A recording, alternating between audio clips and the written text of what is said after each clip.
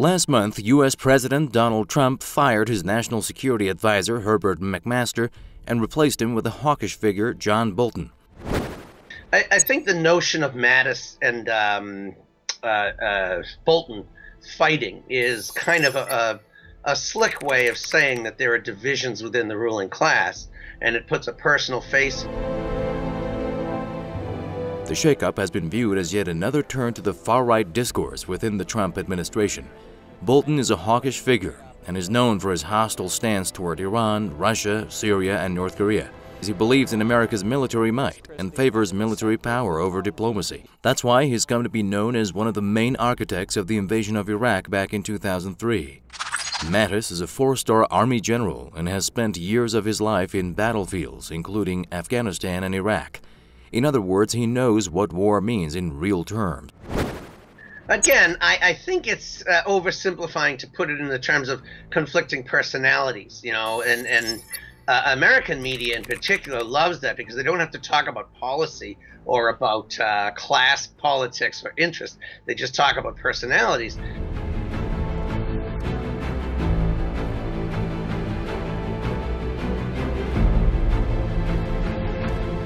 The differences between Mattis and Bolton erupted over Syria. The U.S. and its allies, the U.K. and France, launched airstrikes on Syria following a suspected chemical attack in Douma area. But the scale of attack was a bone of contention within the White House.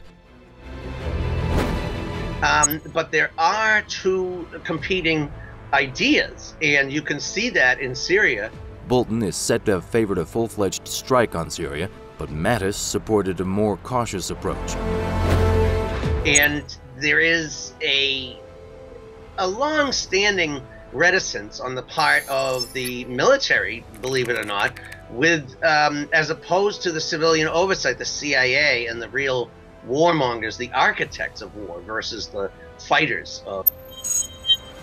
But the differences are unlikely to be limited to Syria.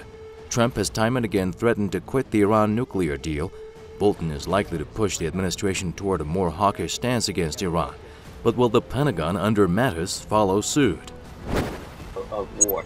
And it's the caution comes on the side of the generals and former generals who say, this is an insane idea. We can't attack Russia overtly or we risk enormous conflagration and escalation.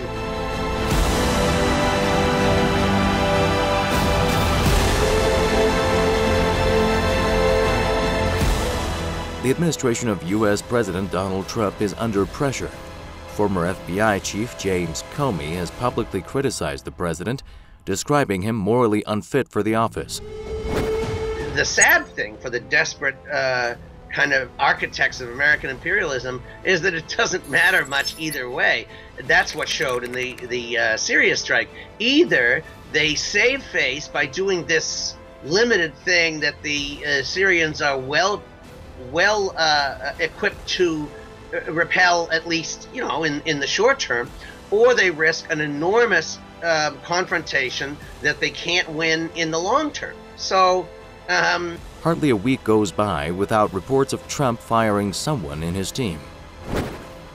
You know, it's a matter of pick your poison for an empire that's circling the drain, or at least that's as rosy, if you want to take it that way, take as I can spin it.